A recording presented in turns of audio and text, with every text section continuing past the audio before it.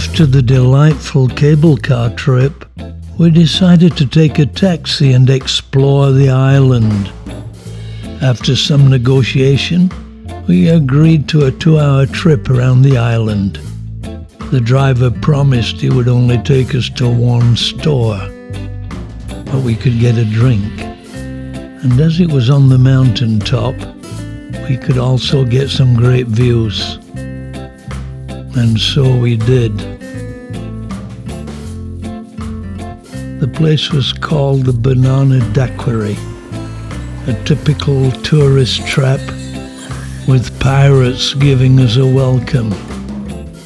The daiquiri cocktail is actually named after the place in Cuba where it was invented. We didn't bother with it, but we enjoyed the views and had a drink. We then took some great shots from up there.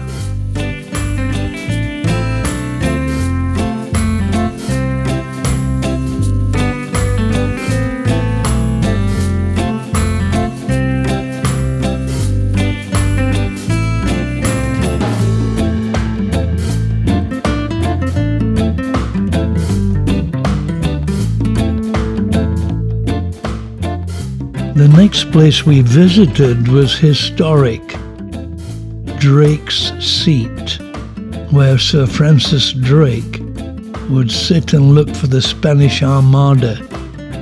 And it does bring an interesting story to mind. When Nate was about 6 years old, we visited Plymouth, and as we stood on Plymouth Hoe, I explained to him that Francis Drake stood there and watched the Spanish Armada approaching before quickly jumping aboard his ship and defeating them.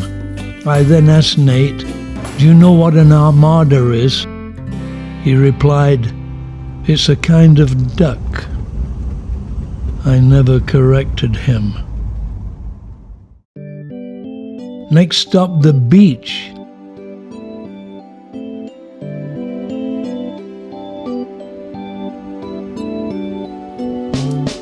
So what's the verdict?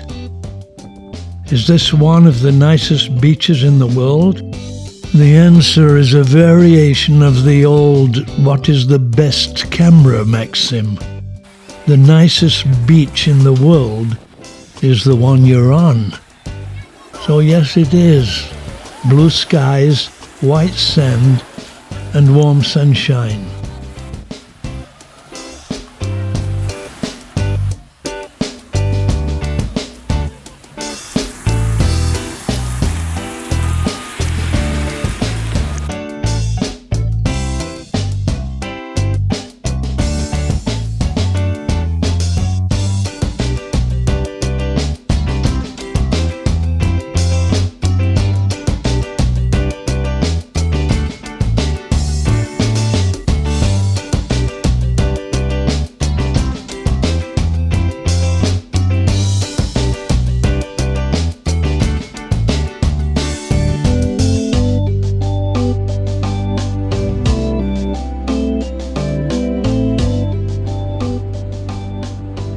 The driver then took us on a short tour around the island so we could film.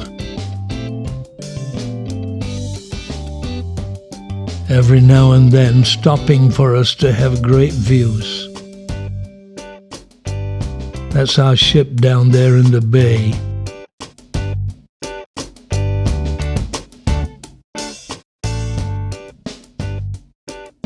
And clearly there are some grand old colonial buildings.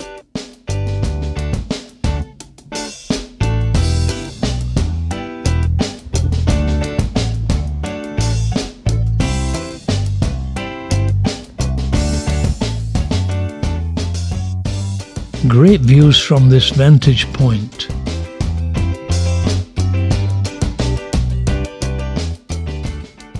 The driver then drove us back through the actual town of Charlotte Amalie and back to the ship, passing the old castle.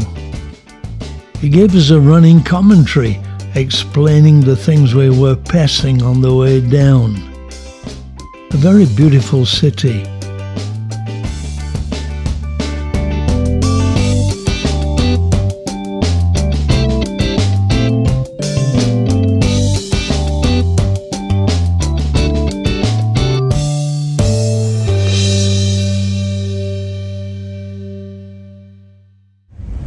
So this is the actual centre of the town? Yeah, this is Main Street now. Going up to Main Street. I remember thinking that the history of a Caribbean island certainly has a different feel to it. I felt this when living in Jamaica. So I simply pointed my camera out of the window and watched these old buildings pass by. Clearly not that old, built during the colonial period. Strangely, even though it was Sunday, it was deserted. But it did give us an opportunity to get the feel of the place. The British-style lampposts were ubiquitous. The city is known for its Danish colonial architecture, building, structure and history. Dozens of streets and places throughout the city have Danish names.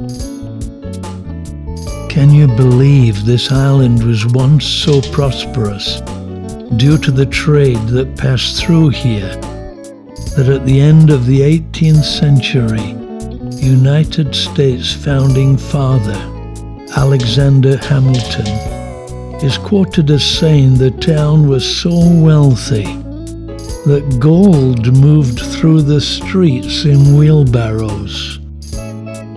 At one point, Charlotte Amalie was the second largest city in the Danish realm, only smaller than the capital of Copenhagen.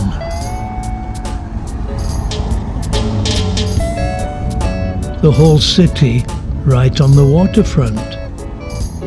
Indeed, a great attraction to be right on the seafront, the long esplanade, being a joy to drive along.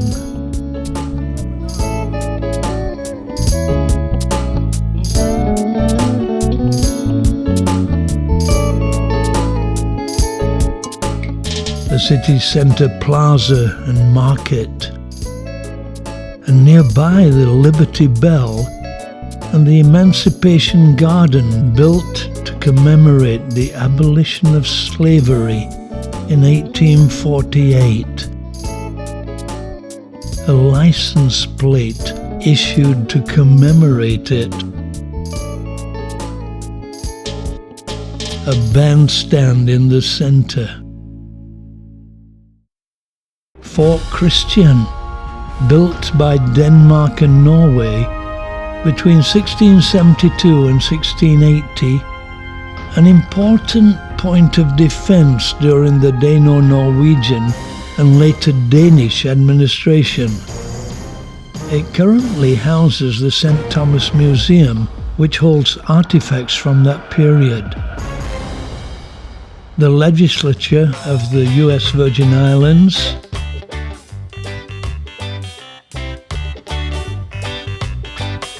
the Coney Island Fun Park. As we slowly make our way back to the ship, it's with a great feeling of satisfaction that we've had such a fun day.